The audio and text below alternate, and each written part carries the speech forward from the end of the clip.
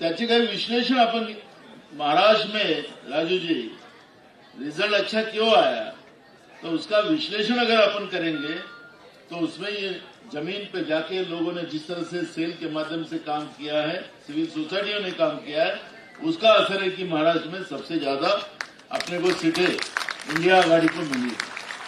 हमने देखा नहीं कि ये हमारा कांग्रेस का मतदार संघ है, ये शरद पवार जी का है, ये उद्धव जी का है, हमारे से। और इसलिए देश में एक संविधान विरोधी जो सरकार मोदी जी के रूप में बैठी है, उस सरकार को परास्त करना और संविधान बचाना, हमारा एक वोट संविधान के लिए, इस तरह से हम लोगों ने नैरेटिव लोगों में दिया।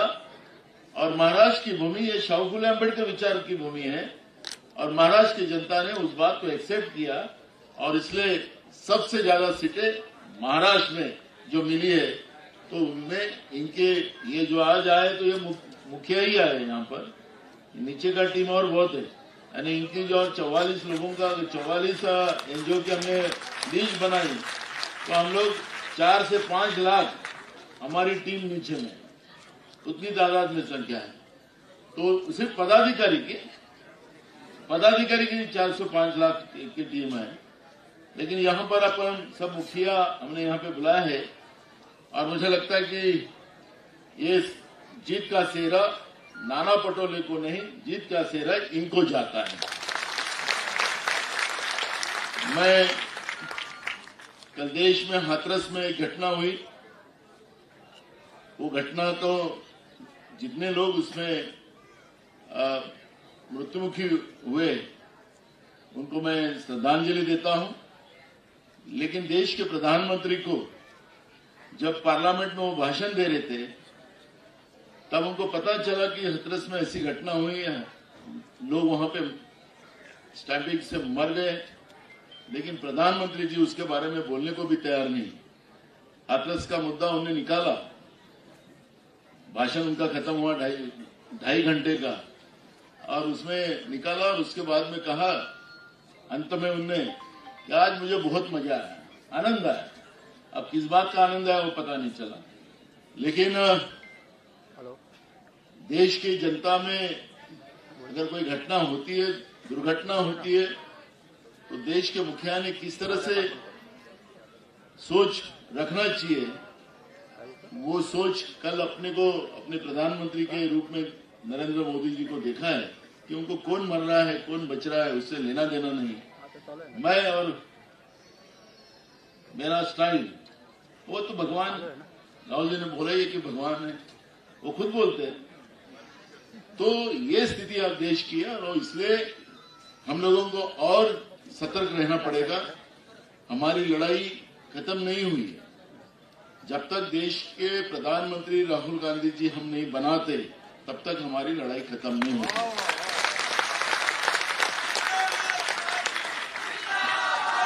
तो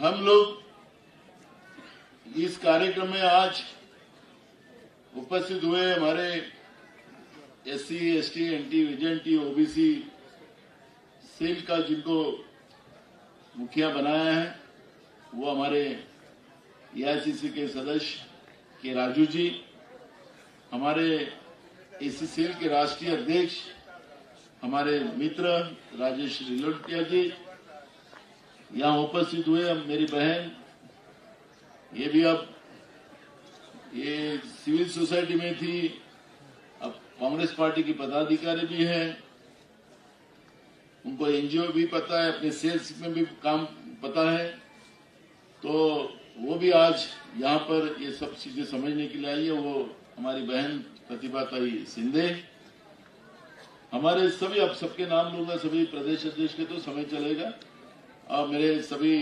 प्रदेश के हमारे सभी सेल के प्रमुख, उनके आए हुए सभी साथी।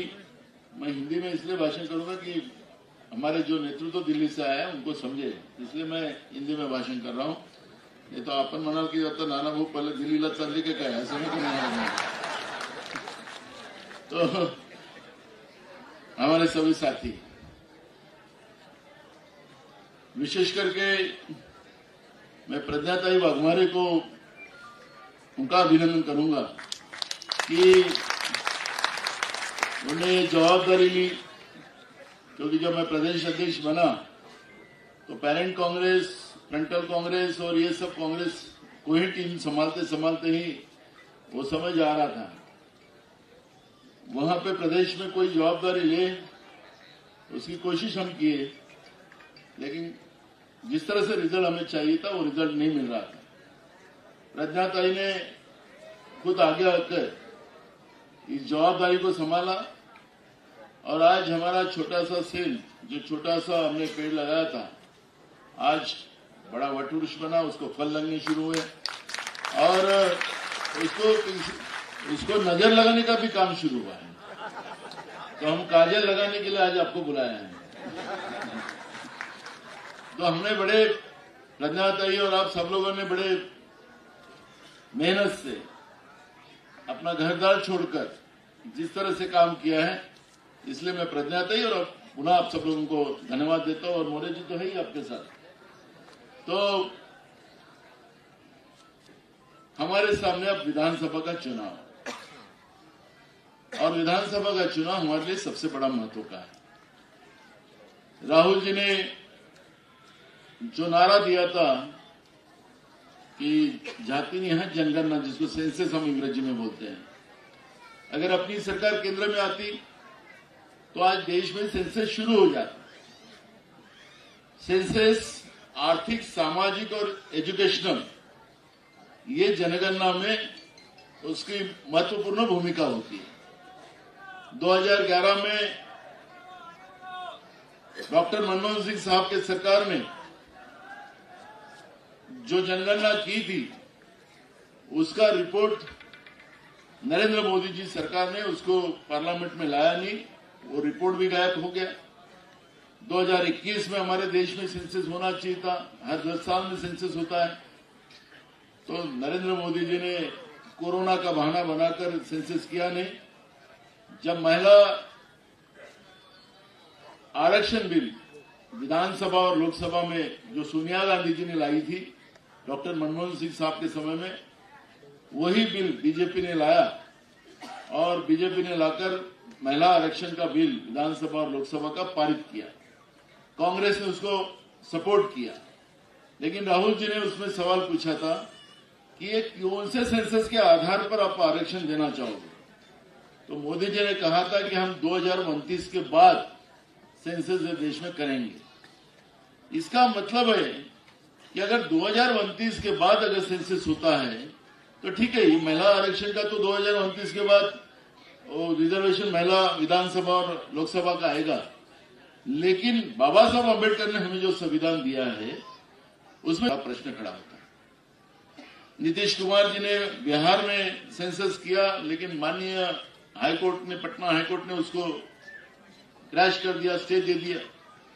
जब तक केंद्र सरकार का सेंसस, राष्ट्रीय सेंसस नहीं होगा, तब तक जो किसको रहने को मकान है, किसके घर में खाने को अनाज है, किसको घर में लोग पढ़े हैं कि नहीं है, नौकरी है कि नहीं है, सब जो आर्थिक, एजुकेशनल और सामाजिक, जब तक सरकार के पास इसकी जंतरी न हो तब तक सरकारें अपने को कोई मदद नहीं करें।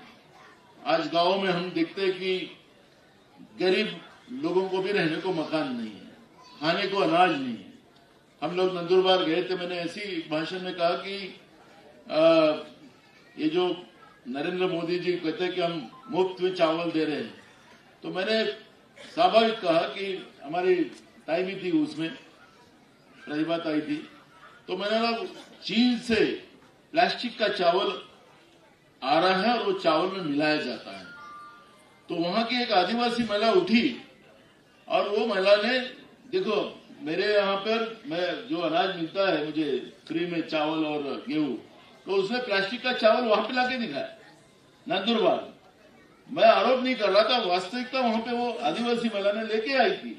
उसको वो सोच रही होगी कि कोई तो भी ये सब्जेक्ट निकालेगा, लेकिन मैंने जब सब्जेक्ट निकाला तो वो महिला ने वो प्लास्टिक का चावल लाके दिखाया कि ये चावल में से ये प्लास्टिक का चावल नहीं। प्लास्टिक शरीर के लिए कितनी तकलीफदायक होता है ये सबको पता है। जानवर ने भी गलती से प्लास्टिक खा लिया तो उसको राम नाम सत्य होता है।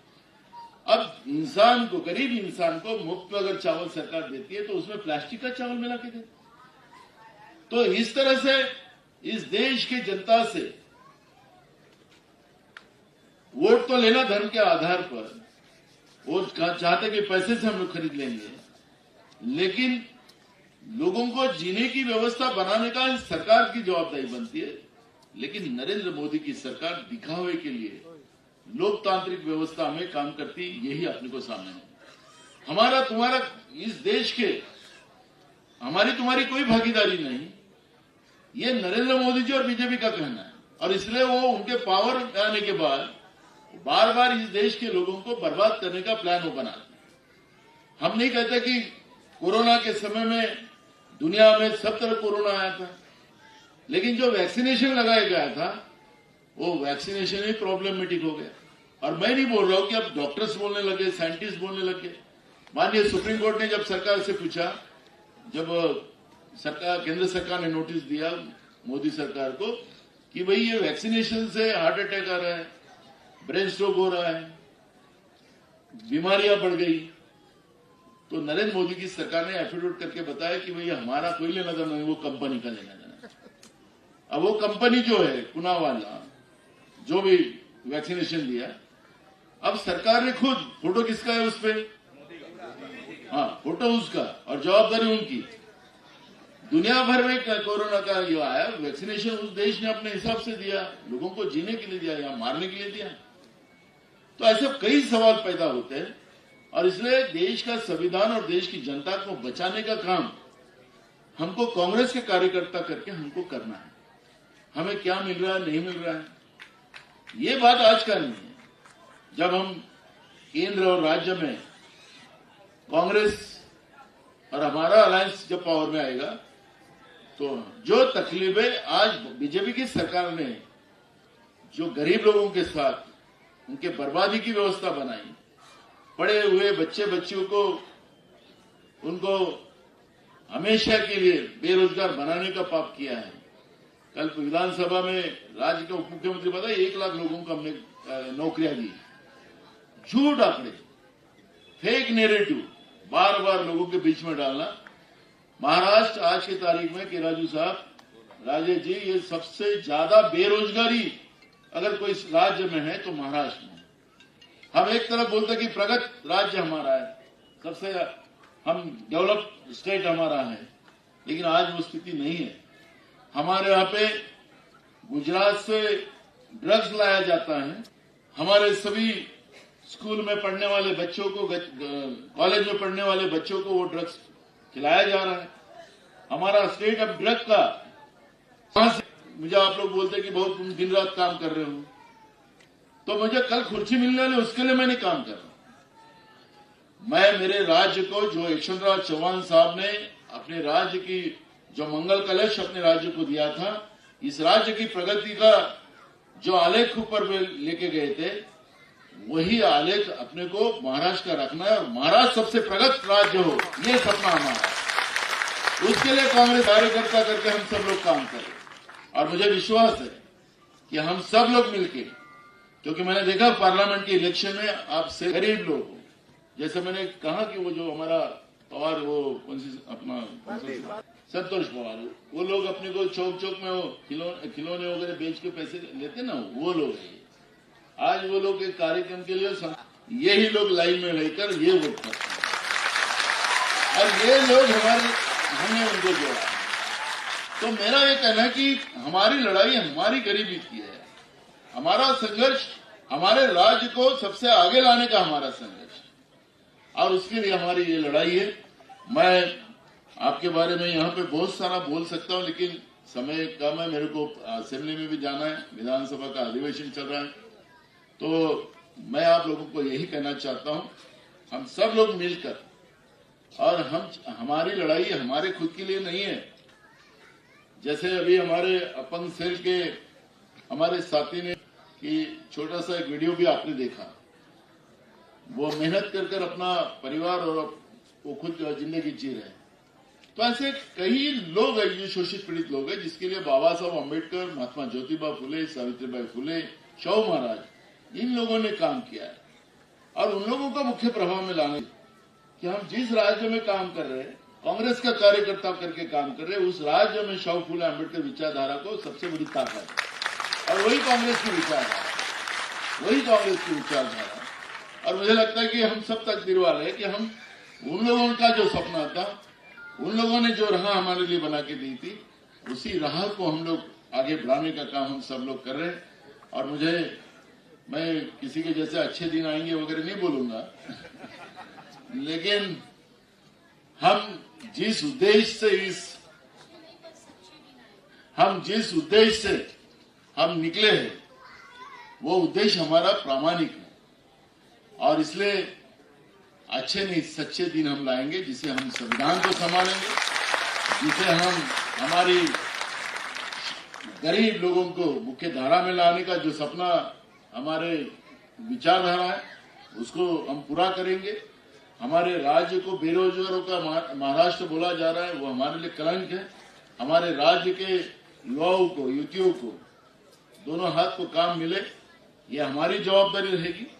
महाराष्ट्र ये कृषि प्रधान हमारा स्टेट है, लेकिन महाराष्ट्र में सबसे ज्यादा किसानों की आत्महत्या हो रही है, और इसलिए ये भी लड़ाई हमारी है। और सेंसेस का मतलब यह है कि जो राहुल जी ने कहा कि सेंसेस, ये हम सब लोगों को न्याय देने के लिए हम लड़ रहे हैं। उसमें आज अपने देखो, महाराष्ट्र में ओबीसी का बच्चों को स्कॉलरशिप गए 6 साल से नहीं, सरकार नहीं देना चाहती। शेड्यूल ट्राइब को भी अब बंद करने का काम शुरू कर, योजनाएं बंद करना शुरू कर दिया। वो नहीं चाहते कि राज्य में इस बहुजन समाज का विकास हो। ये सपना महाराष्ट्र सरकार का नहीं है। मुट्ठी भर लोगों का फायदा कैसा हो, उसके लिए ये सरकार काम कर रही है। हमारी लड़ाई उनके विरोध में, वो गलत ताकतों के विरोध में हमारी लड़ाई है। वो खुद को अपने को आपको भगवान समझे, कुछ भी समझे, भगवान कभी किसी पे गुस्सा नहीं करते, भगवान किसी को तकलीफ नहीं देते। ये सरकार में आके खुद को अपने आप को भगवान मानते हैं और सबको तकलीफ देते रहते हैं, तो वो ये भगवान नहीं हो सकते। कलयुग के भगवान तो इन लोगों के हिस्से न जाते हुए अपना एजेंडा, अपन ने पब्लिक का एजेंडा जो अपना है, पब्लिक तक अपने को पहुंचकर जो सच्चाई है वो सच्चाई बताने का काम हम सबको करना है। और मुझे विश्वास है कि जो उम्मीद हमारे राष्ट्रीय अध्यक्ष जो मल्लिकार्जुन खड़गे साहब ने और राहुल जी ने और सोनिया जी ने महाराष्ट्र के बारे में उनकी है, उसमें हम खरे उतरेंगे, हम जीतेंगे। और महाराष्ट्र पूरे देश को एक संदेश देगा, जिसमें पूरे देश में एक परिवर्तन की लहर इस महाराष्ट्र से खड़ी करेंगे, ये विश्वास मैं यहाँ देता हूँ। मैं पुनः आप सब लोगों को बहुत बहुत बधाई देता हूँ। मी पुन्हा आपल्या सगळ्यांना मनापासून शुभेच्छा देतो आणि माझे 2 शब्द पूर्ण करतो। धन्यवाद। सगळ्यांना आपल्या इथे ते करणार आहे आणि एक ग्रुपला आम्ही बोलवतो। सगळ्यांनी गर्दी करू नये, साहेब इथेच आहेत, आपले वरिष्ठ लोक इथेच आहेत, तर प्रत्येकाने गर्दी करू नका। सगळ्यांनी शांततेत आपल्याला हे करायचं आहे, सहकार्य करायचं।